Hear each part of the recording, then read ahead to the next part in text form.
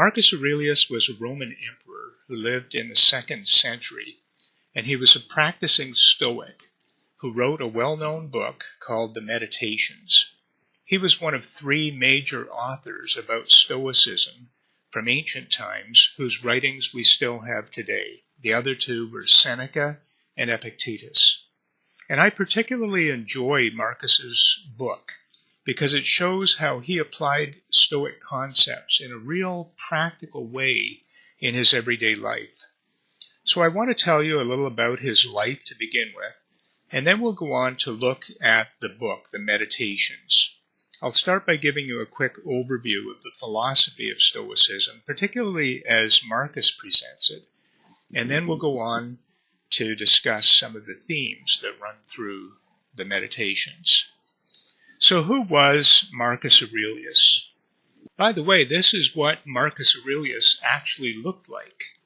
We have several sculptures that were made of him during his lifetime that still exist in museums today. He was born almost 1900 years ago on April 26th in the year 121 of the Common Era. He was born into a position of privilege in a wealthy Roman family, and as a teenager, he was selected by the Emperor Hadrian to be the future emperor.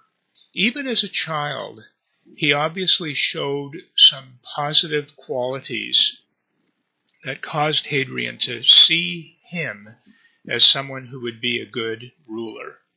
So as the future emperor, he was given the best education that money could buy. Leading experts in various fields of knowledge were hired as his tutors. And one of these tutors, a man named Junius Rusticus, happened to be a follower of Stoic philosophy, and he was the one who introduced Marcus to Stoicism. He actually gave him a copy of the lecture notes from Epictetus, who was a famous Stoic teacher who had lived in the previous century. And this is probably the same book of Epictetus that we still have today that we can read as Marcus did. So Marcus read this book, he learned from his tutor Rusticus, and he became an avid Stoic. And Epictetus's teachings became the bedrock of his life. He cites these writings frequently in his Meditations. So when Marcus was 40 years of age in the year 161, he was crowned emperor. He actually accepted the throne somewhat reluctantly. He would have preferred a quieter, more contemplative life, but he accepted it as his duty, determined to do the job diligently and with integrity, always doing what he believed was right and fair. At the time that Marcus became emperor, the Roman Empire was at the height of its power. It was the greatest empire the world had ever known. As you can see, it stretched from Britain through Western Europe, across both sides of the Mediterranean Sea, the north part of Africa, through Italy and Spain and Turkey, and on to Syria and Armenia. In all, it stretched more than 5,000 kilometers from west to east. So Marcus Aurelius was the most powerful man in the entire world at this time.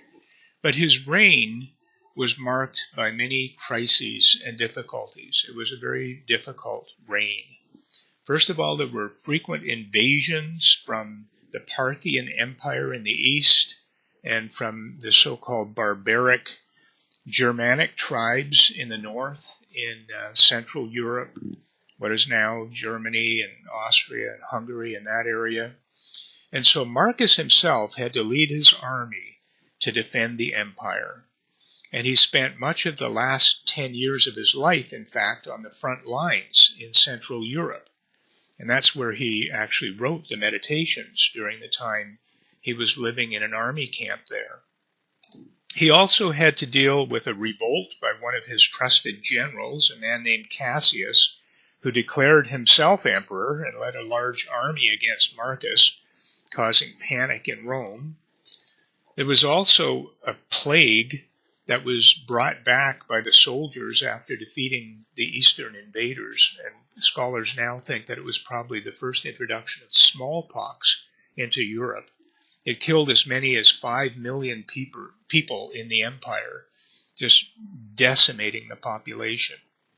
And Marcus also had sorrow in his personal life. He and his wife Faustina had 13 children in all, but 8 of them died in early childhood, causing them a lot of grief. Marcus also had chronic health problems. He lived with constant pain and stomach ailments.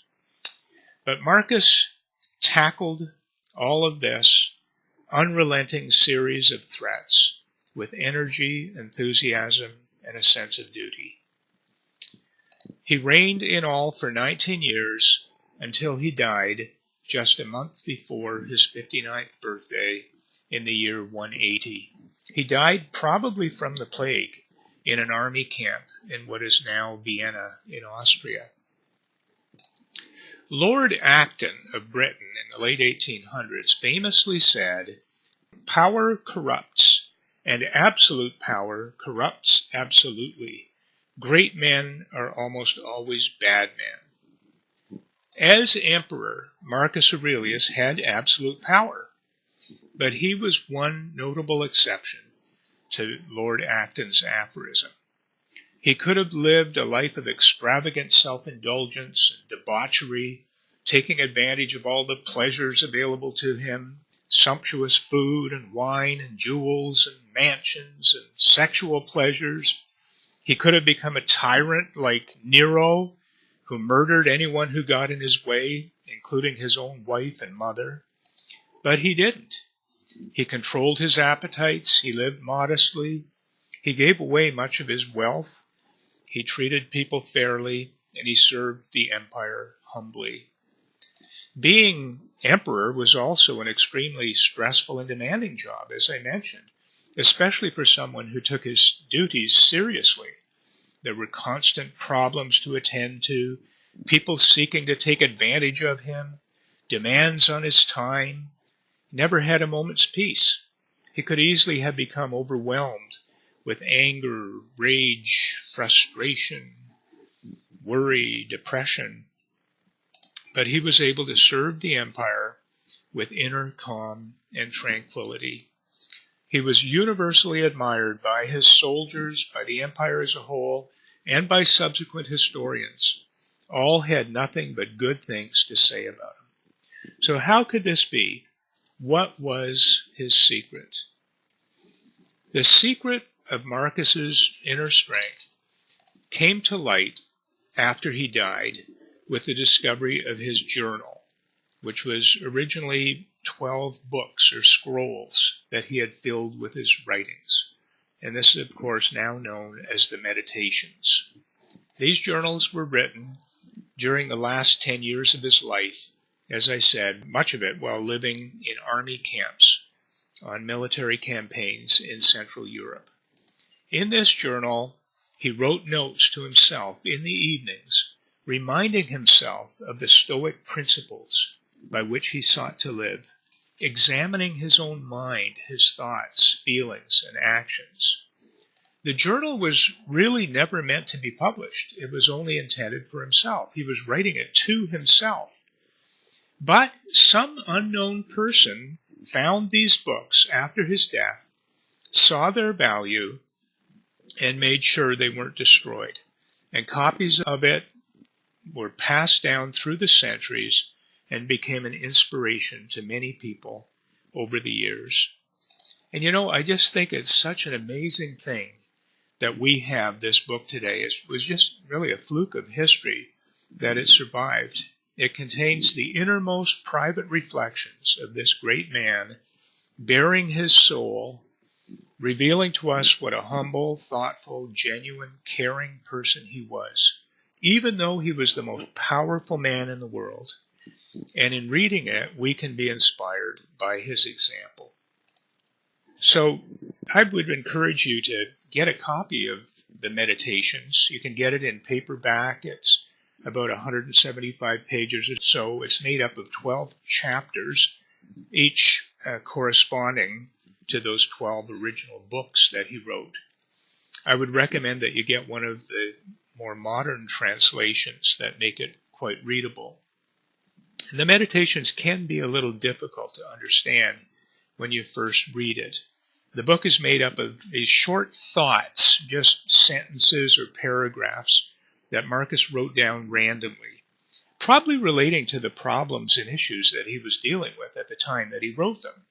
So there's no organized structure. It jumps from topic to topic, and it's often a little cryptic, a little difficult to understand because, of course, Marcus was just writing for himself. He wasn't trying to explain things to someone else, and so he could just write it in kind of a cryptic way to remind himself of these concepts that he was familiar with. So unless you're familiar with Stoicism, it can be a little difficult. So I'd like to begin by just talking about a little bit about Stoicism. And so the fundamental goal of Stoicism is finding inner tranquility, which the Stoics referred to as happiness or eudaimonia, the Greek word for happiness, or peace of mind, equanimity. It's all about freedom from negative emotions and having positive emotions, particularly joy. So for the Stoic, this inner peace of mind is really the most important thing we can seek in life. So when you're reading the Meditations, it's important to just keep in mind that this was Marcus's main purpose in writing them, to find equanimity or tranquility. So Marcus, for example, says, "Nowhere you can go is more peaceful, more free of interruptions than your own soul. An instant's recollection, and there it is, complete tranquility." So you can see that while writing the Meditations, he was seeking tranquility and finding it in his own soul. By soul, he doesn't mean kind of the Christian concept of the soul as this entity that can live apart from the body and that survives after death, because the Stoics didn't believe in that kind of a soul. He's really talking about his own inner mind. In another place he says, "How easy a thing it is to push away every annoyance and distraction and to be at once in perfect peace and tranquility." He says it's easy, but it actually requires quite a change of thinking and constant practice. So again, Marcus wrote the Meditations, perhaps at times when he himself was starting to feel some distress in the midst of all this adversity and sorrow and pain and struggle that I was talking about. So he was writing these Meditations in the evening, seeking to regain that inner peace and to overcome any feelings of anger and anxiety and discouragement or temptation that he was starting to experience. So where does this inner tranquility and peace of mind come from? Well, first of all, according to the Stoics, it does not come from what they call externals. To find that inner peace, do not look to things like wealth, power, fame, pleasure, good health. These are the kinds of things that most of us think will bring us happiness. This is what we spend all our time and energy working for. Lots of money, a good job, a happy marriage, beautiful house, a car, good health. But the Stoics say that these things are not a reliable basis for happiness because we don't have complete control over these things. They can be lost, taken away from us, so they can't guarantee our happiness. Also, if we base our happiness on these things, we'll never be satisfied. We'll always be wanting more. No matter how beautiful your house or car is, you'll always want a better one. So these are what the Stoics called indifferent, because they don't make any difference to our happiness one way or the other. Now, it's important to recognize, though, that this doesn't mean that we shouldn't care about these things at all or try to achieve them. There's nothing wrong with seeking these things. They're what the Stoics called preferred indifference. We prefer to have money than to be poor. We prefer to be healthy than to be ill. We prefer to have people like us than to have people dislike us, but we shouldn't let them become the basis of our happiness. We always need to remind ourselves that they're of secondary importance. We can be happy without them. So if externals are not the way to find inner peace and tranquility, how do we find it? And it begins with understanding the dichotomy of control. Marcus Aurelius put it this way: love of reputation means tying your well-being to what other people say or do. That's out of your control. Love of pleasure means tying it to things that happen to you. That's also out of your control. Wisdom means tying it to your own actions, something you can control. So to find tranquility of mind, we need to distinguish between things we have control over and those we don't. So the things that we can't control completely, Marcus is saying here, are things that other people do and things that happen to us. So this would include fame, reputation, status, wealth, possessions, pleasure, physical health, all those things that I mentioned that the Stoics referred to as externals. You know, when you think about it, these are the things that upset us, that destroy our peace of mind. We get angry, furious at things that other people do or say to us. We worry and obsess about our finances, our job, our relationships, our health, the future.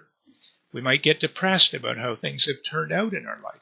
All of these things are outside our control. So if we focus our happiness on things we can't control, we're bound to experience a lot of distress in life. So instead, inner peace comes from focusing our happiness only on those things we do have control over. So what do we have control over? This brings us to the concept of the 3 disciplines in Stoicism. And Marcus puts it this way: everywhere, at every moment, you have the option to accept this event with humility. He's referring here to desire. To treat this person as he should be treated, referring to action. To approach this thought with care so that nothing irrational creeps in. This relates to perception. So what can we control completely in life? First of all, our perceptions or judgments, which has to do with our cognition, our intellect. Secondly, our desires and aversions, which relates to our emotion. And our actions, relates to our behavior, the things we do. And these are referred in Stoicism, referred to as the 3 disciplines. Stoicism says we need to train ourselves to discipline our mind in these 3 areas, and this is what allows you to gain inner tranquility and peace of mind. And so these 3 disciplines really make up the overarching framework of the whole book, the Meditations. They're repeated over and over throughout the book in various combinations and reformulations. So I just want to say a few more things about each of these 3 things. So first of all, perception has to do with the way we evaluate things as good or bad. So Marcus says, if any external thing causes you distress, it's not the thing itself that troubles you, but your own judgment about it. And this you have the power to eliminate now. By the way, remember that when he says you throughout the book, he's talking to himself. He's reminding himself of all these things. In another place he says, it's not what others do that disturbs us, for those acts are matters of their own control and reasoning. But what disturbs us is our opinions of what they do. Take away those opinions, dismiss your judgment that this is something terrible, and your anger goes away as well. So Marcus is reminding himself that external events do not cause our emotional reactions directly. If you're feeling upset about something that someone has said or done to you, or something that has happened, losing a job, being in an accident, having health problems, whatever. It's not the event that causes you to be upset. We tend to think, I'm upset because this happened to me. But instead, Stoicism says, I'm upset because I think it's terrible that this has happened. So it's your perception of the event, the way you evaluate it, seeing it as being terrible and awful and intolerable or unacceptable. So by changing our perceptions and evaluations, we can change our emotions. And Marcus reminds himself about this over and over throughout the meditations. So then desire, this has to do with the things we want in life, the things we desire and strive for, and also the things we want to avoid or stay away from. So again, Stoicism says, don't focus your desires on externals, the things you can't control, having money and nice things, having people like you, and being healthy and so on.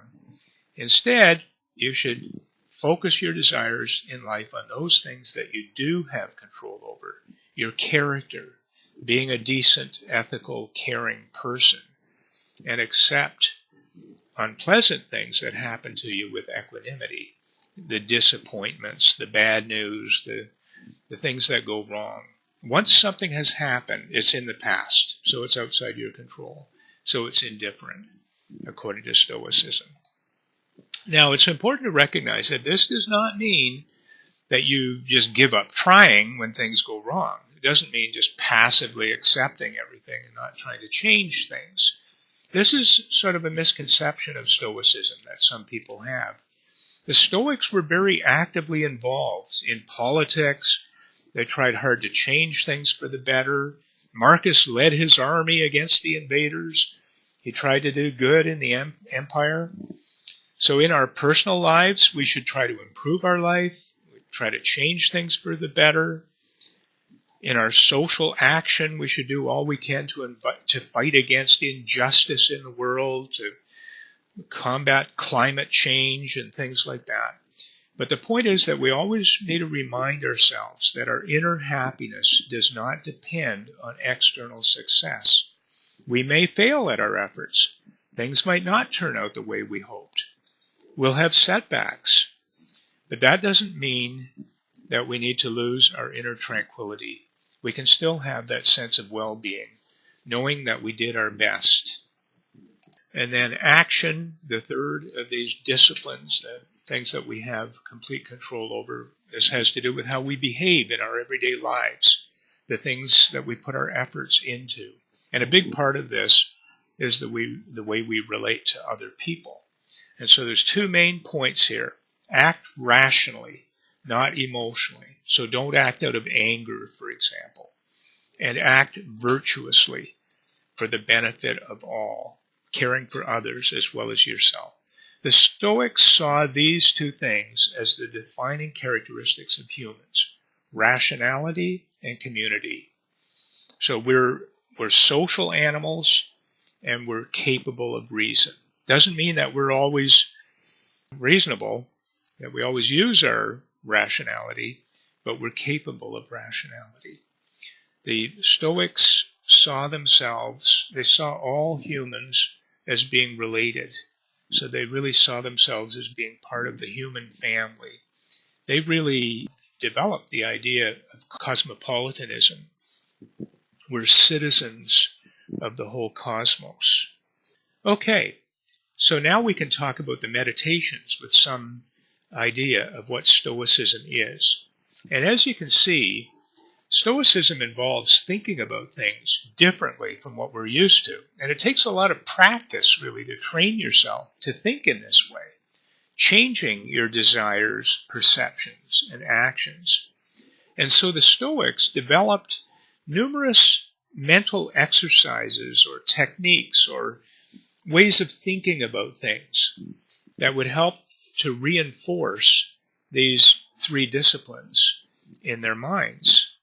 And so this is really what the meditations are all about. They are mental exercises that Marcus was engaging in to remind himself of Stoic concepts, to help discipline his mind and keep his focus on this Stoic way of thinking in order to maintain his inner tranquility.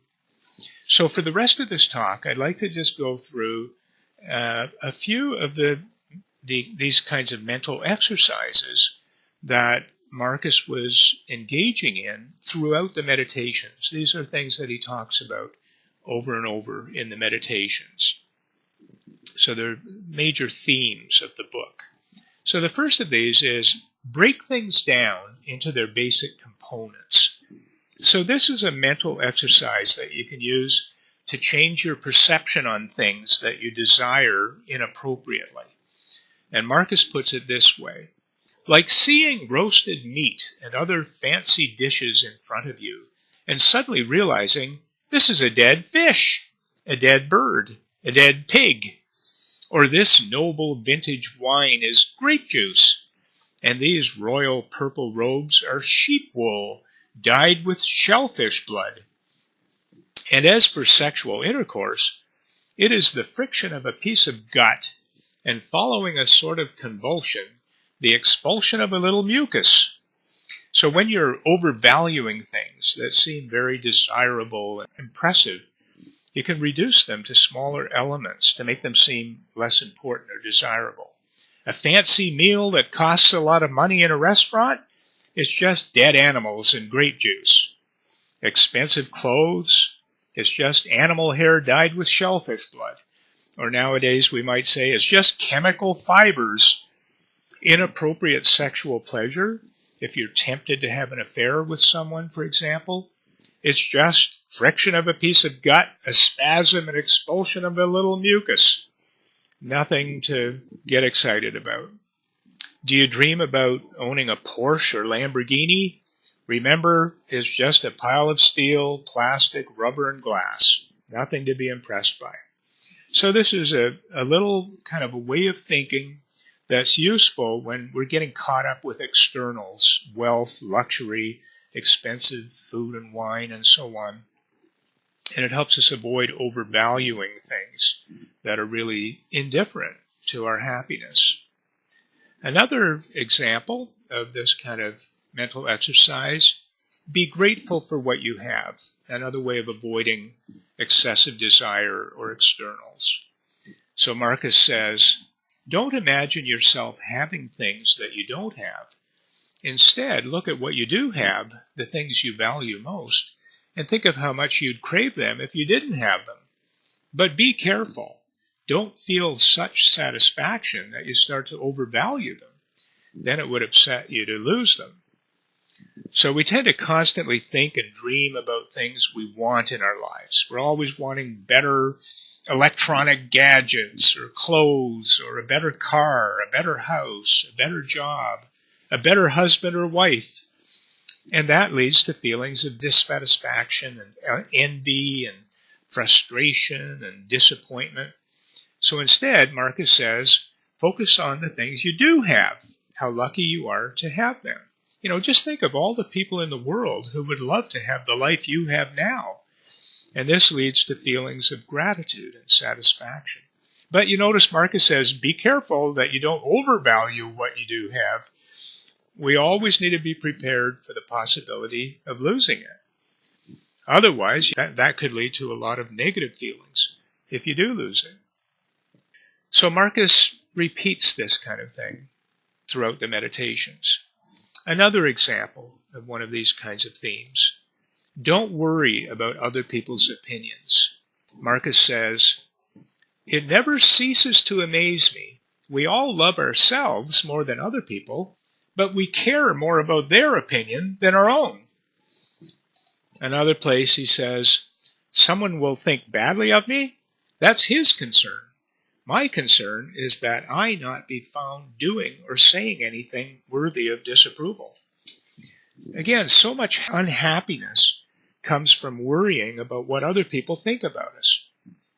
We're always worrying about whether people will like us or approve of us or think well of us. But what other people think about you is outside your control.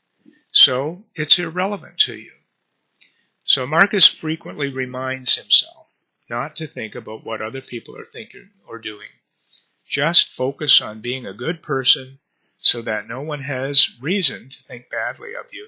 And if they do think badly of you, that's their problem, not yours.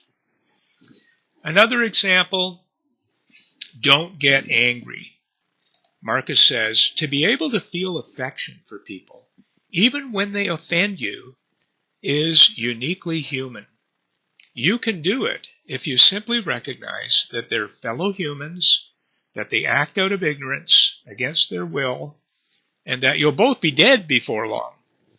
And above all, that they haven't really hurt you. They haven't taken away your ability to choose. If someone does something offensive to us, for example, they cut you off in traffic, we can perceive it as hurtful, get mad, want to punish them, put them in their place. These perceptions lead to anger, rage, feelings of upset. They destroy our peace of mind. Or we can accept that given the nature of the other person, their flawed thinking, nothing better could have been expected of them in the first place.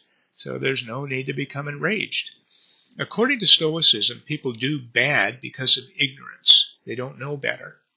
And remember also, says Marcus, that you are a fellow human being with this person. Again, Stoics emphasize that all humans are kin. Also, remember that other people can't really hurt us. They can only affect externals, not our inner character, our desires, perceptions, and actions. And also, you notice he takes the cosmic perspective. He says, we'll both be dead soon. Now again, this doesn't mean making yourself a doormat for other people. You need to stand up for yourself when necessary. You need to push back sometimes. You may need to avoid people who have it in for you, that just can't seem to get along with you. And Marcus talks about that sort of thing too. But it means responding thoughtfully and appropriately. And even with empathy when people do things that could upset us. And avoid becoming motivated by anger. Don't repay evil with evil. For the Stoics, anger is always inappropriate. It's never okay to get angry. Another example of these mental exercises, live in the present moment. Marcus says, each of us lives only now, this brief instant. The rest has been lived already or is impossible to see. Another place he says, do not let things still in the future disturb you, for you will come to them, if need be, carrying the same reason that you now employ when dealing with things in the present. So again, a lot of our unhappiness comes from focusing too much on the past or the future. We think about the past and we regret things we've done. We wish things had turned out differently. We harbor feelings of anger and resentment towards other people who have done things to us in the past. Or when we think about the future, we worry anxiously about bad things that might happen, things that could go wrong. So the present moment is really the only time you actually have control over. The past is finished, can't be changed. The future is unknowable, therefore indifferent. So don't waste time worrying about the future. When you get there, you'll have the same resources to deal with it that you have now.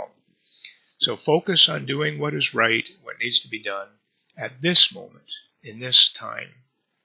Another one of these mental exercises that Marcus repeats over and over, use adversity to make yourself better. Something can ruin your life only if it ruins your character. Otherwise, it cannot harm you, inside or out. The mind can convert all that hinders its activity into things that help it. The impediment to action advances action. What stands in the way becomes the way. So rather than getting upset about something that happens, welcome it as an opportunity. If you lose your job or a relationship or your health, of course, these are going to be major disruptions in your way of living. It's difficult to deal with at the time, but think of it as an opportunity to learn something new. to grow as a person, to adapt your goals, to become stronger. Another final example, always remember that you will die. Marcus says, do not fear ceasing to live, but fear never having begun to live properly. Another place he says, don't live as if you had endless years ahead of you. Death overshadows you. While you're alive and able, be good. And death is a frequent theme in the meditations. Marcus is constantly reminding himself that he will die. And again, you can remember that he's on the battlefields a lot of this time. And so he could be killed at any time. But the Stoics emphasize that it's important for us to prepare ourselves mentally for death, not in an anxious or fearful way, but in a calm, accepting way, to remind ourselves, that we're going to die. And one's own mortality becomes an inspiration to live well. Soon you will die, so make the most of this life that you have now. So I hope this gives you some sense of Marcus Aurelius' way of thinking. And, these are just a few of the examples of these mental exercises, the themes that run through the meditations. And there are, of course, many more of them. But you can see how, for every kind of problem in life, the Stoics worked out a rational, reality-based way of thinking that allowed them to maintain their inner peace of mind.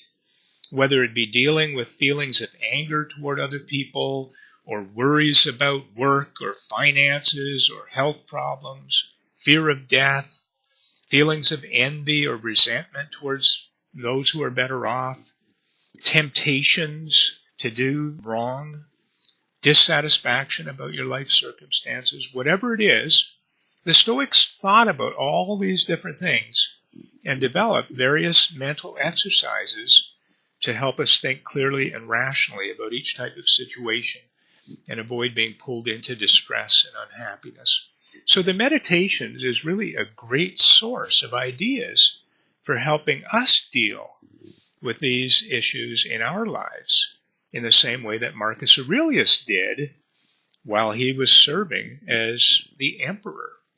Now, I recognize that Stoicism might not appeal to everyone. It does require quite a lot of commitment to this way of thinking. But personally, I think the payoff is worth the effort.